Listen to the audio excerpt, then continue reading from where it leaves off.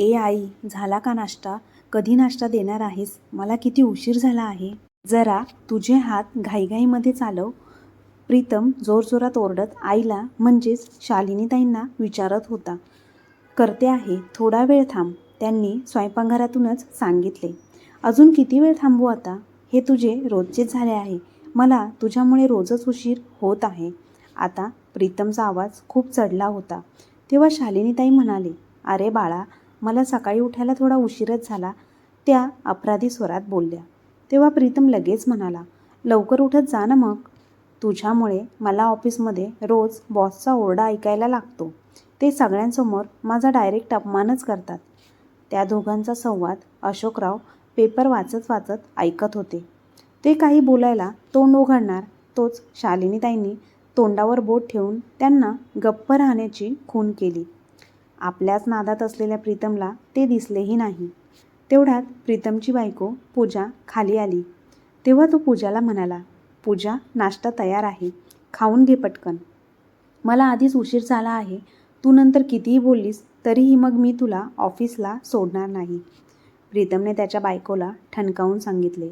अरे हो, आलेच रे. ऑफिसला जायच्या तयारीत असलेली पूजा बाहेर आलीच होती. व्यवस्थित नेसलेली साडी, त्याला साजेसा मेकअप, केलेली केशरचना. ती बाहेर आली आणि घाईघाईमध्ये किचनमध्ये जाऊन सासूबाईंना म्हणाली, आई, पटकन नाश्ता द्या ना, मला खूप उशीर होतो आहे. आज डब्यात भाजी कसली आहे? गवारीची, शालिनीताई म्हणाल्या. गवार? नाव ऐकताच पूजाने नाक मुरडले. मग एक काम करा, तुम्ही माझा डब्बा भरूच नका. मी ऑफिसमध्ये खाईन काहीतरी. अगं पण पूजा, तुला डब्बा न्यायचा नव्हता तर आधी तरी सांगायचे ना. मी तुमच्या दोघांचा डब्बा भरूनही ठेवला आहे. शालिनीताई थोड्या रागानेच बोलल्या. हे ऐकून पूजाने प्रीतमकडे बघितले. तो लगेच आईला म्हणाला, आई, तुला माहिती आहे ना, पूजाला गवार अजिबात आवडत नाही. मग कशाला केलीस ती गवारीची भाजी? एवढ्या दिवसात तुला आमच्या आवडीनिवडीसुद्धा समजल्या नाहीत का ग आई? तेव्हा शालिनीताई म्हणाल्या, प्रीतम, आज फ्रीजमध्ये फक्त गवारच होती. जी समोर दिसली ती भाजी केली मी.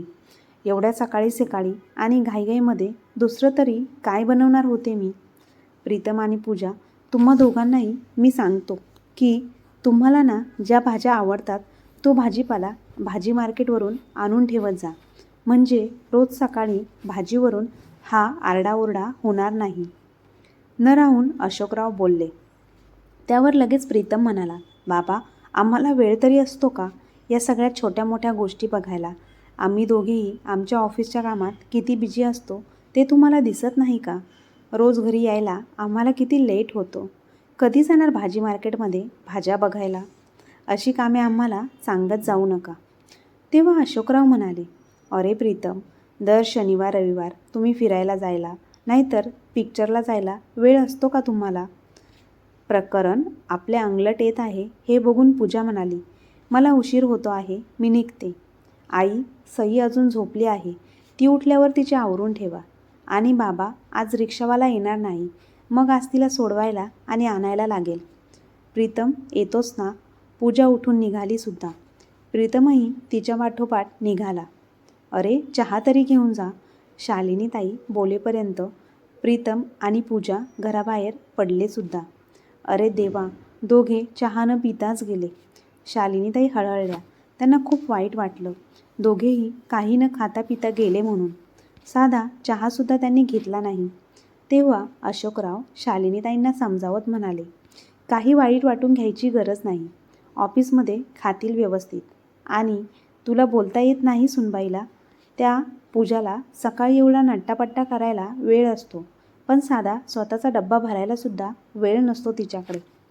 स्वतःच्या मुलीला तर तिने कधी अंघोळ घातलेलीही मला आठवत नाही. अशोकराव चिडले होते खूप. त्या पूजाला काय बोलायचे?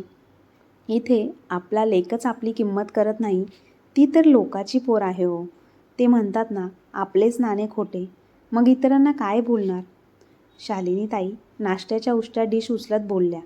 आणि प्रीतम आणि पूजाने ऑफिसला जायच्या आधी केलेला पसारा उचलायला त्या निघून गेल्या. या वयात स्वतःला होत नसतानासुद्धा कामाचा भार उचलणाऱ्या बायकोकडे बघून अशोकरावांचा जीव कळवळला. ते आठवू लागले या सगळ्याची सुरुवात कधी झाली ते. त्यांना मागचा भूतकाळ सर्व काही आठवू लागला जसाच्या तसा. एक दिवस संध्याकाळी सर्वांचे जेवण झाल्यानंतर प्रीतम आईबाबांना म्हणाला, मला तुमच्यासोबत काहीतरी महत्त्वाचं बोलायचं आहे. मला एक मुलगी आवडते, तिचं नाव आहे पूजा आणि मला तिच्यासोबत लग्न करायचं आहे. प्रीतम आपला निर्णय सांगून मोकळा देखील झाला. तो आईवडिलांना म्हणाला, मी केले तर पूजासोबतच लग्न करणार, नाहीतर मी लग्नच करणार नाही. असं प्रीतम तावातावाने बोलत होता. अरे पण तिची संस्कृती वेगळी, आपली वेगळी. शालिनीताई प्रीतमला समजावत होत्या. असं काही नाही आहे, मी पसंत केली आहे म्हणून तुम्ही नको म्हणताय. मला सर्व काही समजत आहे आई बाबा. मी तुमच्या पसंतीच्या मुलीसोबत लग्न केले नाही म्हणून तुम्ही हे सर्व बोलत आहात. प्रीतम, ती श्रीमंत घरातली आहे. आम्ही जरी हो म्हटलं तरी तिचे आई बाबा हो म्हणणार आहेत का? असं अशोकरावांनी विचारलं. हे ऐकून प्रीतम विचारात पडला. कारण खरंच तिच्या आईवडिलांची स्वप्ने खूप मोठी होती. त्यांना त्यांच्या तोलामोलाचा जावई हवा होता. त्यांनी कधीच लग्नाला मान्यता दिली नसती. त्यांना नसेल पसंत तर असू दे ना, मला कुठे तिथे जाऊन राहायचं आहे, तिलाच इथे राहायला यायचे आहे ना. आणि तुम्ही तुमच्या मुलीची राजश्रीचे लग्न लावून दिलेत ना. प्रीतमने शेवटचा खतरनाक वार केला. राजश्री त्याच्या बहिणीने सुद्धा स्वतःच्या आवडीच्या मुलाशी लग्न केले होते. तिच्या लग्नालाही सगळ्यांचा विरोध होता, पण तिच्या नवऱ्याने आणि तिने लग्नानंतर दोन्ही बाजूंची मने जिंकली होती.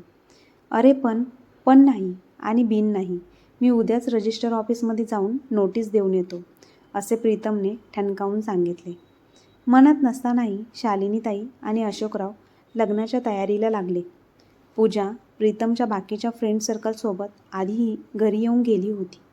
तिच्या उच्चभ्रू वागण्याने शालिनीताई दडपून गेल्या होत्या. श्रीमंत घरातील असल्यामुळे तिचे उच्च राहणीमान आपल्याला झेपेल का, हा विचार त्यांच्या मनात येत होता. मनातली भीती त्यांनी लेकीकडे बोलून दाखवली. तेव्हा त्यांची मुलगी म्हणाली, आई, अगं तुला माझ्या लग्नाच्या वेळेसही असेच वाटत होते, पण काही झाले का?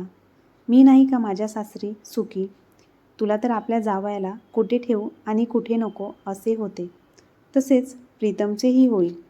राजश्री त्यांना समजावत होती. तुझ्या सासरचे लोक आपल्यासारखेच आहेत गं. हे ओठावर आलेले शब्द शालिनीताईंनी जसेच्या तसे गिळले आणि त्या लग्नाच्या तयारीला लागल्या. अपेक्षेप्रमाणेच पूजाच्या आईवडिलांनी लग्नाला नकार दिला. मग दोघांनीही पळून जाऊन झटपट कोर्ट मॅरेज केले. राजश्रीने शालिनीताईंना सांगितलंच होतं, आई, वहिनीला माझ्या जागी मान. तिला आपली मुलगीच मान. स्वतःच्या मुलीप्रमाणे तिच्यावरही प्रेम कर. नको टेन्शन घेऊस, होईल सगळे व्यवस्थित. मग शालिनीताईंनी खरंच पूजाला आपुलकीने जवळ केले होते. तिला सून न मानता मुलीचंच प्रेम शालिनीताई तिला देत होत्या. माहेरचा आधार नसलेली पूजा सुद्धा शालिनीताईंच्या जवळ आली होती. तिला कामाची अजिबात सवय नव्हती. सुरुवातीला प्रीतम थोडीफार तरी कामे करायचा. जशी जशी ती घरात रुळत गेली तसा त्यानेही कामातून हात काढून घेतला. मग सगळीच कामे शालिनीताईंवर पडली. तशी धुण्याभांड्याला बाई होती, ती आली नाही की सगळी कामे शालिनीताईंना एकटीलाच करायला लागायची. तुमच्या पद्धतीचा स्वयंपाक मला येत नाही असे म्हणत पूजा स्वयंपाकाला हात देखील लावायची नाही. जेवण झाल्यावर सुद्धा पाठची आवराआवरी करायला तिला सांगायला लागायचे. वाद नको म्हणून शालिनीताई गप्पपणे सगळे सहन करायच्या. प्रीतमला आई काम करत असलेली दिसायची, पण तो काहीच बोलत नसायचा. असेच दिवस एकामागोमाग सरत होते. मग लग्नाच्या वर्षभरातच पूजाला दिवस गेले. दिवस गेल्याचे ऐकून तिच्या माहेरच्यांचे प्रेम उफाळून वर आले. इतके दिवस पूजाचे नावही न घेणारे तिचे आईबाबा आता तिच्याशी बोलल्याशिवाय जेवत नव्हते. सईचा जन्म झाल्यावर तर परिस्थिती पूर्णच बदलली. सोमवार ते शुक्रवार ऑफिस, शनिवार रविवार पिक्चर, पिकनिक किंवा मग पूजाच्या माहेरी दौरा, असं प्रीतम आणि पूजाचा कार्यक्रम असायचा. घरातली सगळं बघायची जबाबदारी शालिनीताई आणि अशोकरावांनाच घ्यायला लागायची. त्यात लहान सईचे सुद्धा सगळेच त्यांनाच करावं लागायचे. आता शालिनीताईंना ही सगळी कामे झेपत नाही हे अशोकरावांना दिसत होते. पूजा तर शालिनीताईंना कामे सांगायची, पण आता प्रीतमही बायकोला न सांगता छोट्या छोट्या गोष्टी त्यांनाच सांगू लागला होता. आणि ती कामे नाही झाली की त्यांच्या अंगावर ओरडू लागला होता. जे अशोकरावांना सहन होत नव्हतं यावर उपाय शोधलाच पाहिजे असे त्यांनी स्वतःशीच ठरवले. काय असेल तो उपाय? त्या उपायाने प्रीतम आणि पूजाची वागणूक बदलेल का, हे आपण खाली पाहूयात. पूजा आणि प्रीतम दोघेही ऑफिसवरून सोबत निघाले. तेव्हा पूजा गाडीत बसत म्हणाली, प्रीतम, आज ना घरी गेल्यावर मी फक्त आराम करणार आहे. तेव्हा प्रीतम म्हणाला, काय झाले पूजा? खूप काम होते का ऑफिसमध्ये? जास्त थकले आहेस का तू आज? पूजा म्हणाली, हो ना, 2 मीटिंग्स होत्या आणि बाकीच्या कामाचाही खूप प्रेशर होतं माझ्यावर. आजकाल ना मला खूप थकायला होते. तेव्हा प्रीतम म्हणाला, पूजा, तू ना अंगावर काढू नकोस. आपण आधी डॉक्टरकडे जाऊया. प्रीतम खूप काळजीने बोलला. ते दोघे घरी आले. घरी आल्यावर बघितले तर आज घर अत्यंत अस्ताव्यस्त होते. घरभर नुसती खेळणी पडलेली होती. जिथे तिथे सईने पाणी प्यायला घेतलेला ग्लास दिसत होते. सोप्यावर तिने सगळा खाऊ सांडून ठेवला होता. या दोघांना बघून ती पळत पळत पुढे आली. तिला जवळ घेताच तिच्या शूचा वास पूजाला आला. शी, हिचे ओले कपडेही बदललेले नाहीत. आई, आई, पूजा आवाज देऊ लागली. काय झाले ओरडायला पूजा? बेडरूममधून बाहेर येत अशोकराव बोलले, काय हे बाबा, किती तो घरात पसारा, आणि हे काय, सईचे शूचे कपडेही बदललेले नाहीत. कुठे गेली आई? प्रीतमने चिडून विचारले. तेव्हा अशोकराव म्हणाले, तुझ्या आईला सकाळपासून बरं नाही आहे. ताप आला आहे. सकाळी तिला उठायला उशीर झाला म्हणून तणतणलास. पण का उशीर झाला ते मात्र विचारायचे समजले नाही. ती नाहीच म्हणत होती तरीही तिला औषध देऊन झोपायला लावले आहे मी. आज बाई नाही आल्या का कामाच्या? पसारा बघून पूजाने विचारले. गेली ना येऊन ती. का? अशोकराव म्हणाले. मग एवढा पसारा? सई संध्याकाळी उठली की तिला खेळायला लागतं. ज्या दिवशी मी तिला खाली नेत नाही त्या दिवशी ती घरात अशीच खेळते. शालिनी नेहमी आवरून ठेवते म्हणून तुम्हाला दिसत नाही. ती सगळं आवरते म्हणून घर तुम्हाला नेहमी स्वच्छ आणि नीटनेटके दिसते. आज तिला बरं नाही म्हणून हा सगळा पसारा दिसत आहे तुम्हाला समोर. अच्छा, प्रीतम विषय बदलत म्हणाला. चहा आहे का? अशोकरावांनी प्रश्नार्थक नजरेने बघितले. तेव्हा प्रीतम म्हणाला, नाही म्हणजे चहा केला आहे का? पूजाचे डोके दुखत होते ना म्हणून विचारलं. शालिनी सकाळपासून झोपून आहे दिसतंय ना. मी मगाशी तिला तुम्ही सकाळी न घेतलेला चहा दिला. शी बाबा, एक दिवस बरं नाही म्हणून आराम करायचं म्हटलं तर? वाक्य अर्धवट ठेवत सईचे कपडे बदलायला पूजा गेली. तू चहा केलास तरी चालेल, प्रीतमकडे बघत अशोकराव बोलले. हो हो, करतो. प्रीतम आत गेला. आतल्या पलंगावर सगळे कपडे होते. हे एवढे कपडे? प्रीतमने आश्चर्याने विचारले. हो, बाईने सुकलेले कपडे काढून ठेवले असावेत, पूजा वैतागून बोलली. मग रोज इथे ते का नसतात? कारण रोज आई घड्या घालून कपाटात ठेवतात. प्रीतम, करतोच ना रे चहा? बाहेरून अशोकरावांचा आवाज आला. हो, कसा तरी प्रीतमने चहा केला. अशोकरावांना दिला. बाबा, जेवणाचे काय करायचे? पूजाला सुद्धा बरे वाटत नाही. पूजाला बरं नाही हे सांगितलंच मला, पण तुझ्या आईला काय होते आहे हे विचारलेस तरी का? आज एक दिवस तिच्याकडून काम झाले नाही तर तुमच्या दोघांचे आवाज चढलेले आहेत. उद्या आमच्याकडून काही झाले नाही तर काय कराल? आताही विचारायला काय आलास तर जेवणाचे काय करायचे? बाबा, असं काही नाही. गुळमुळीत उत्तर देऊन तो आईला बघायला गेला. शालिनीताईंचे अंग खूपच तापलं होतं. 2 मिनिटे तिथे बसून तो लगेच बाहेर आला. पूजाला सांग साधी खिचडी करायला, अशोकराव बोलले. बाबा, तिचा आजारपण, प्रीतम बोलला. असं का? मग हे घे, तूच खिचडी करायला. मी दिवसभर सईला सांभाळून थकलो आहे. कशीबशी प्रीतमने खिचडी केली. सगळ्यांची जेवणे झाली. तो झालेला पसारा उचलणार कोण या विचारानेच प्रीतम घाबरला. शालिनीताई कशाबशा ते उचलायला जात होत्या, पण अशोकरावांनी त्यांना जबरदस्ती आराम करायला पाठवले. पूजाने कशी तरी भांडी सिंकमध्ये ठेवली आणि ती तरातरा स्वतःच्या बेडरूममध्ये निघून गेली. पूजा काढेल का शालिनीताईंचे आजारपण? अशोकराव काढतील का या सगळ्यावर मार्ग? हे सर्व आपण खाली पाहूयात. सकाळी सकाळी पूजा उठली आणि म्हणायला लागली की मी उद्या सईला घेऊन माझ्या आईकडे जाते. मला नाही जमणार अशी घरातली कामे करायला. पूजा खूप तावातावाने बोलत होती. त्यावर प्रीतम म्हणाला, पूजा, असा घाईघाईत निर्णय घेऊ नकोस. आई काय उद्या बरी होईल. तुम्ही दोघेही गेलात तर मला कसं करमणार इथे? प्रीतम बोलत होता. ते तुझं तू बघ, पण मला नाही हे जमणार. निर्वाणीचे बोलून पूजा झोपायला गेली. आज कधी नव्हे ते सईलाही तिने फटके दिले. ती सुद्धा रडत झोपली. प्रीतम देवाची प्रार्थना करत झोपला की उद्या तरी आईला बरं वाटू दे. पण दुसऱ्या दिवशीही शालिनीताईंना ताप होताच. हे बघून पूजाने स्वतःची आणि सईची बॅग भरली. ती बाहेर आली आणि अशोकरावांना म्हणाली, बाबा मी आईकडे जात आहे राहायला. अगं पण ही आजारी असताना? अशोकरावांनी विचारले. हो बाबा, सई खूप लहान आहे. आईच्या आजारपणामुळे तिला काही इन्फेक्शन होऊ नये म्हणून मी माहेरी जात आहे. तुम्ही आहात नाही ते त्यांची काळजी घ्यायला. मी इथे सर्व काही करू कसे शकतोस? अशोकराव म्हणाले. पूजा बोलत होती. बरोबर आहे तुझे. जा तू, राजश्री येईलच. अशोकराव बोलायला आणि दारावरची बेल वाजायला एकच गाठ पडली. दारावर राजश्री होती, नाश्ता घेऊन आलेली. अगं पूजा, कुठे बाहेर चाललीस का? राजश्रीने आश्चर्याने विचारले. हो, आईकडे जात आहे. पूजाचा आविर्भाव बघून राजश्री पुढे काही बोलली नाही. सई खाऊ खाणार का?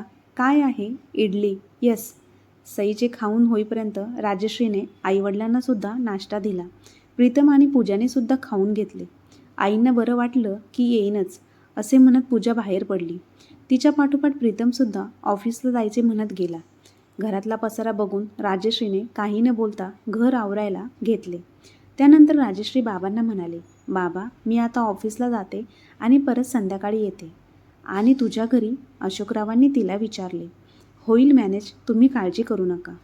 आईचा ताप पण उतरला आहे. थोडी विश्रांती घेतली की बरं वाटेल तिला. मी तुमचा स्वयंपाक करून ठेवला आहे. कुकर फक्त जेवणाच्या अर्धा तास आधी लावा. अशा सूचना देत राजश्रीसुद्धा गेली. 2-4 दिवसात शालिनीताई बऱ्या झाल्या. त्या बऱ्या होताच पूजा सईला घेऊन परत आली. सकाळी सकाळी प्रीतमचा परत आवाज आला. आई, चहा नाश्ता झाला का? मला उशीर होतो आहे. चहा नाश्ता काहीही झालेलं नाही, शालिनीताई बोलल्या. म्हणजे तुला करायचे नव्हते तर आधी सांगायचे ना. प्रीतम चिडला होता. प्रीतम, आता तुला याची सवय करून घ्यायला लागेल. अशोकराव त्याला म्हणाले. कसली सवय बाबा? प्रीतम थोडा घाबरला होता. हेच सकाळी उठून स्वतःचा चहा नाश्ता करून घ्यायची, डब्बा भरायची. का? प्रीतमने मोठ्या आवाजात विचारले. कारण उद्या वेगळे राहायला लागल्यावर तुला सवय नको का? पण आम्ही का वेगळे राहायचे? इतका वेळ ऐकत असलेली पूजा येऊन बोलली. कारण हे घर माझे आहे आणि माझ्याच घरात मी आश्रित बनून राहण्यापेक्षा आपण वेगळे राहिलेले बरे. तुम्हाला कोण आश्रित म्हणतं आहे? म्हणायला कशाला पाहिजे? वागणे दिसतेच ना. घरातील कामे आम्ही करायची, सामान भरण्यापासून बिले आम्ही भरायची. कारण तुम्हाला ऑफिस असते. सईला आम्ही सांभाळतो, ते आमचं नातवंड आहे म्हणून. पण तिचे खाणे पिणे आवरणे सगळे आम्ही करायचे. तुम्ही फक्त तिला कुठे मिरवायचे असेल तर घेऊन जाणार. इतके दिवस आम्ही हे सगळे केले सुद्धा. पण आता नाही. स्वतःच्या बायकोची काळजी घेणारा मुलगा आई आजारी असताना तिची साधी चौकशीही करू शकत नाही. ही एकच गोष्ट आमचे डोळे उघडून गेली. आज सईला सांभाळायला आमची गरज आहे म्हणून तुम्ही इथे राहताय. उद्या ती मोठी झाली की आम्हाला तुम्ही दूर लोटालच. त्यापेक्षा आत्ताच दूर झालेले काय वाईट? अशोकरावांना बोलून धाप लागली. जरा शांत व्हाल का? शालिनीताई त्यांना म्हणाल्या. इतके दिवस शांतच होतो ना, पण आता नाही. त्याला जशी त्याच्या बायकोची काळजी आहे तशी मलाही घ्यायलाच पाहिजे ना. कारण मला हे नक्कीच कळून चुकले आहे की शेवटी मला तू आणि तुला मी, आपण दोघेच एकमेकांसाठी आहोत शेवटपर्यंत. बाकी कोणीच नाही. प्रीतम, एकदाचं आणि शेवटचं सांगते. आमच्याकडे ना मन आहे, पेराल तसे उगवेल. आम्ही आमच्या वडीलधाऱ्यांचं केले म्हणून राजश्री का होईना आमचे थोडेफार करते. पण तुमच्याकडे तर एकच मुलगी आहे, ते विसरू नकोस. शालिनीताई हताश होत म्हणाल्या. हे ऐकून पूजाला मनात कुठेतरी लाज वाटल्यासारखे झाले. तिला खरोखर याची जाणीव झाली की तिला फक्त एकच मुलगी आहे. त्यांच्या म्हातारपणात काळजी घेण्यासाठी त्यांच्याकडे दुसरा कोणताही मुलगा नव्हता हे तिला जाणवले. तेव्हा ती शालिनीताईंना म्हणाली, आई मला माफ करा. खरे तर तुम्ही सईचे उदाहरण देऊन माझे डोळेच उघडले. मी यापुढे तुमच्याशी कधीही असं वागणार नाही. मी तुमच्यासोबत चांगलं राहण्याचा प्रयत्न करीन. पूजाच्या डोळ्यात पाणी होते. तेव्हा शालिनीताई तिला ठणकावून म्हणाल्या, माफ करणारे आम्ही कोणी नाही गं, पण खरंच सांगते, जेव्हा आपलंच मूल आपली किंमत करत नाही ना, तेव्हा खूप वाईट वाटते.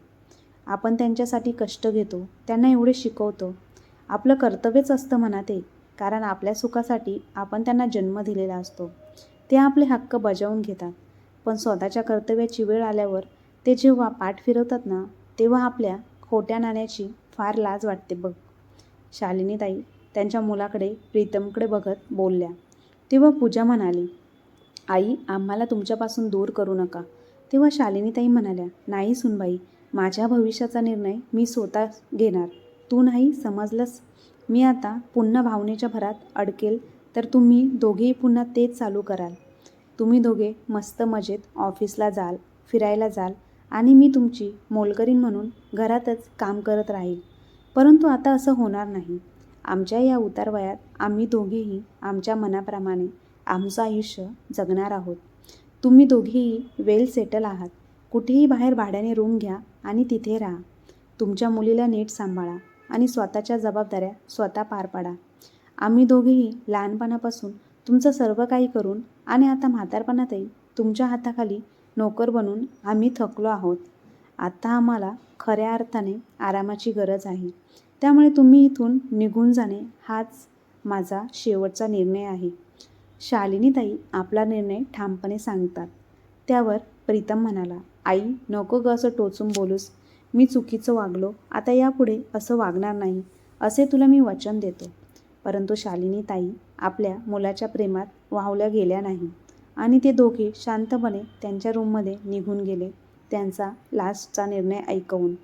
त्यानंतर पूजा आणि प्रीतम आपले सामान घेऊन दुसरीकडे राहायला निघून गेले. तर मित्र आणि मैत्रिणींनो, सासू सून जगात कधीच न संपणारा वादाचा विषय. या दोघींमध्ये बहुतेकदा वाद होताच. पण यामध्ये जेव्हा आपला मुलगाही आपल्या बाजूने नसतो, तेव्हा आईवडिलांची जी अवस्था होते ती खूप वाईट गोष्ट आहे. म्हणून आपल्या आईवडिलांना कधीही गृहीत धरू नका. त्यांच्या या म्हातारपणात त्यांनाही स्वतःच्या मनाप्रमाणे मुक्त आणि स्वच्छंद आयुष्य जगू द्या. हेच मला या कथेमधून सांगायचे आहे. तर मित्रांनो, तुम्हाला आजची कथा कशी वाटली कमेंट बॉक्समध्ये नक्की कळवा. आणि आजची कथा आवडली असल्यास आपल्या चॅनलला लाईक, शेअर, सबस्क्राईब नक्की करा. आणि अशाच नवनवीन कथा पाहण्यासाठी बेल आयकॉनवर क्लिक करायला विसरू नका. धन्यवाद.